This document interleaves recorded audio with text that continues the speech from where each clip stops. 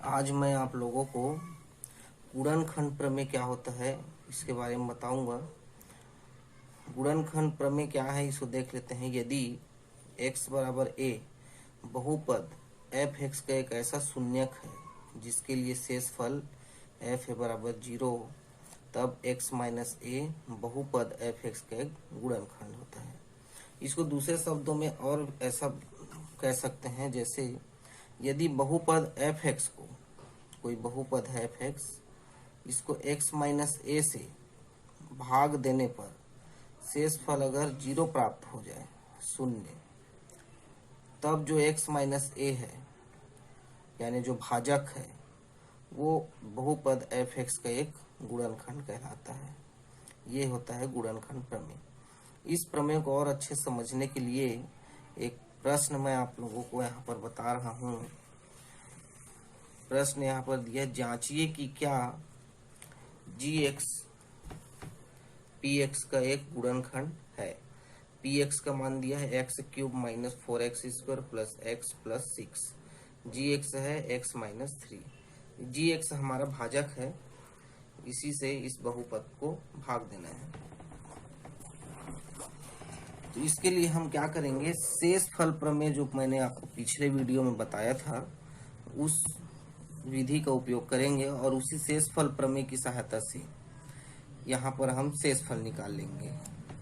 अगर शेषफल 0 आ जाए तो gx जो है px का गुणनखंड कहलाएगा, और अगर 0 नहीं आया तो गुणनखंड नहीं होगा। तो देखते हैं, px इसमें दिया है x cube minus 4x square plus x plus 6। gx यानी हमारा भाजक है x माइनस 3। भाग देने की जरूरत नहीं है, यहाँ पर शेषफल प्रमेय से हम शेषफल निकाल लेते हैं। शेषफल प्रमेय से शेषफल प्रमेय से शेषफल यहाँ पर हो जाएगा x माइनस a के रूप में जो भाजक रहता है, x माइनस a के रूप में जो भाजक रहता है,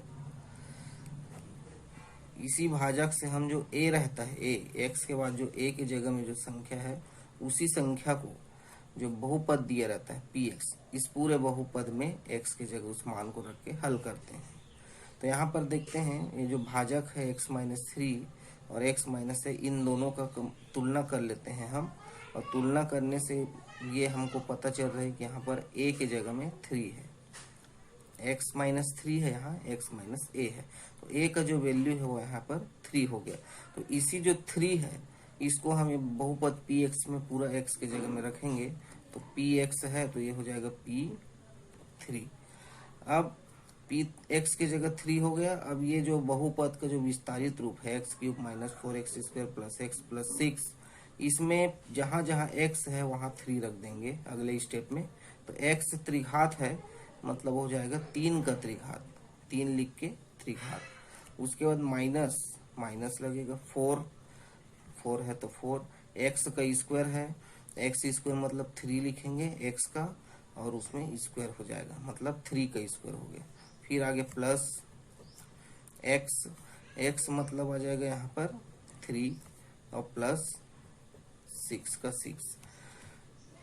उसके बाद 3 का घात 3 है यहाँ पर, तो 3 का 3 बार गुणा होगा, 3 गुणित 3 गुणित 3 गुणित 3, तो 3 तिया 9 तिया 27 हो जाएगा। ये 4 का 4 आ जाएगा, यहाँ गुणा में है, और 3 का जो वर्ग होता है माने 3 गुणित 3 3 तिया 9 आ जाएगा। प्लस ये दोनों संख्या प्लस में है, चाहे तो यहाँ पर इसको जोड़ के लिख सकते हैं, क्योंकि दो संख्या अगर प्लस में है तो वो जुड़ता ही है। तो 3 प्लस 6 हो जाएगा यहाँ 9। उसके बाद 27 सेम उतर जाएगा, और 4 और 9 का जो है गुणा हो जाएगा, तो 9 चौक 36 आ जाएगा यहाँ, 36 प्लस 9। उसके बाद हम यहाँ पर क्या करेंगे, जोड़ना घटाना करेंगे। तो जैसे 27 और 36 आपस में घटेगा, क्योंकि बीच में माइनस है, एक संख्या में माइनस एक में प्लस है। 27 में प्लस है, 27 का चिन्ह यहाँ कुछ नहीं मतलब प्लस है, और 36 का चिन्ह माइनस है, दोनों आपस में घटेगा तो 9 आ जाएगा। लेकिन बड़ी संख्या में, बड़ी संख्या 36 है, इसके सामने ऋण चिन्ह है, तो इन दोनों को घटाएंगे तो वहां पर माइनस लिखेंगे, फिर +9 वैसे उतर जाएगा। इसके बाद ऋण 9 धन 9, इसमें भी एक प्लस एक माइनस में दोनों आपस में घटेगा तो 0 आ गया। तो हम क्या देख रहे हैं कि px को x-3 से भाग दिए हैं, तो शेषफल प्रमेय से हम उसका शेषफल ज्ञात किए हैं, तो जो शेषफल है वो 0 आ गया। अतः जो गुणनखंड प्रमेय होता है उसके हिसाब से ये जो gx है वो बहुपद px का एक गुणनखंड है। तो ये गुणनखंड प्रमेय इस तरीके से आप स्पष्ट कर सकते हैं।